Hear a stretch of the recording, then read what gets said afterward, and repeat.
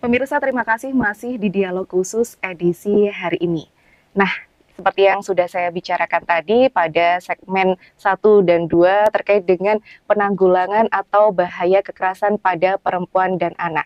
Seperti yang kita tahu bahwa isu dari seksualitas ini, bahaya seksualitas pada anak dan juga perempuan ini menjadi tanggung jawab bersama. Tentunya juga nantinya dinaungi dari DP3AP 2KB ini sendiri. Pak Kolis, tadi kan kita sudah bahas banyak ya Pak ya terkait dengan mulai penanggulangan dan juga program-program. Kadang nih Pak ada isu-isu yang tidak bisa memungkiri bahwa stigma masyarakat itu untuk menjauhi korban-korban yang terkena itu. Padahal sebenarnya korban-korban itu butuh rangkulan Pak. Ya. Bagaimana Pak menurut Pak? Ya betul. Nah, ini memang kita harapkan kepada seluruh masyarakat ya, itu ketika ada perempuan ataupun anak sebagai korban, itu harapan kita itu kita semua itu bisa mensupport mereka. Jangan kita malah menjadikan apa ya istilah menjustifikasi bahwa Allah itu mungkin ya akibat ulahnya sendiri Iya, yang biasanya seperti malah, itu ya iya, kan. malah, Nah itu janganlah kita istilahnya mereka aja sebagai korban itu sudah menjadi beban tersendiri bagi mereka. Nah mereka itu butuh support dari kita semuanya.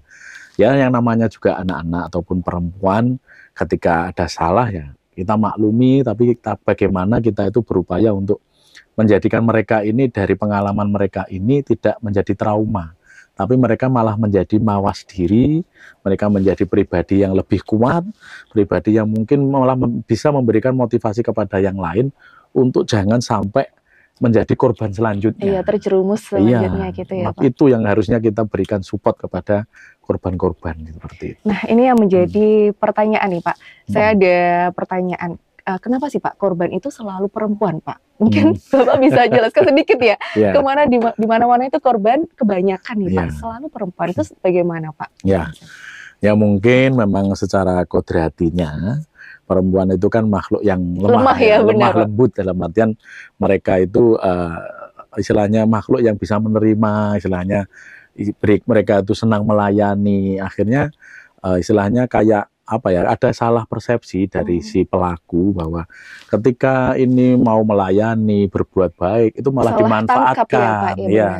Padahal mereka kan nggak seperti itu. Mereka itu kaum perempuan ini kan malah sebenarnya dia itu menunjukkan rasa kasih sayangnya seperti itu. Tapi ya karena yang namanya karena ada kesempatan, kemudian ada niatan yang kurang baik, akhirnya itu terjadi.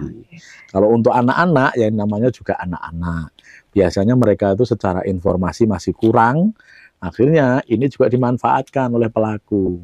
Nanti yang istilahnya diiming-iming apa, mereka akhirnya gampang ikut, kan seperti itu. Jadi juga terkait ya Pak ya, terkait dengan seseorang itu, apalagi generasi yang milenial seperti ini untuk upgrade diri. Mungkin itu penting Pak. Ya betul. Kemudian juga jangan membatasi pergaulan. Dalam artian kita itu harus banyak mengenal orang. Banyak gitu. Teman, tapi sahabatnya dipilih ya Pak ya.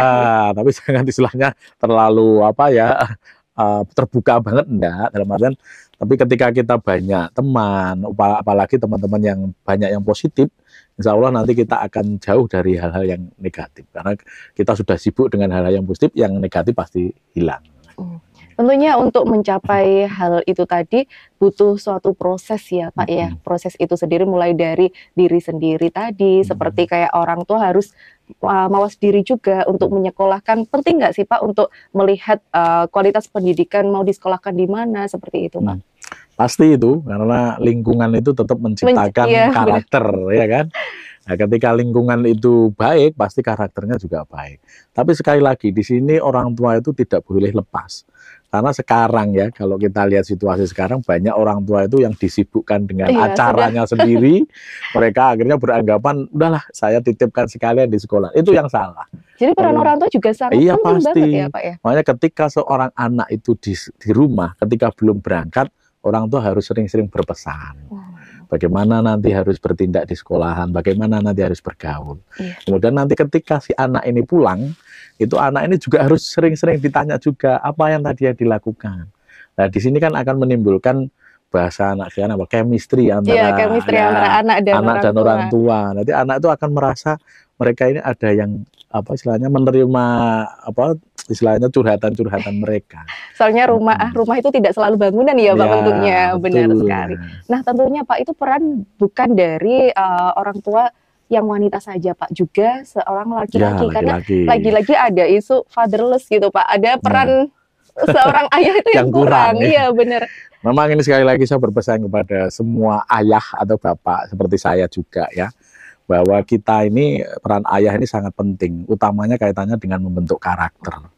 Seorang ayah itu harus memberikan pembelajaran kepada anak-anak kita bagaimana sebagai pribadi itu jangan gampang putus asa, berani mengambil keputusan yang penting. Itu perannya ada di ayah.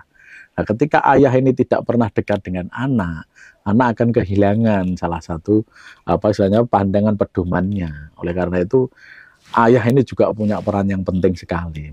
Makanya monggo orang tua itu sama-sama bareng-bareng bekerja gitu. Sama ya Pak ya. Betul. Nah mungkin ada pesan Pak, pesan dan juga harapan kedepannya untuk masyarakat yang di rumah Pak. Nah, kami harapkan kepada seluruh masyarakat, utamanya di masyarakat Kota Kediri, bahwa kita ini harus beradaptasi secara cepat kaitannya dengan perkembangan zaman. Karena kita tahu zaman kita sekarang ini sangat-sangat berbeda dengan yang dulu.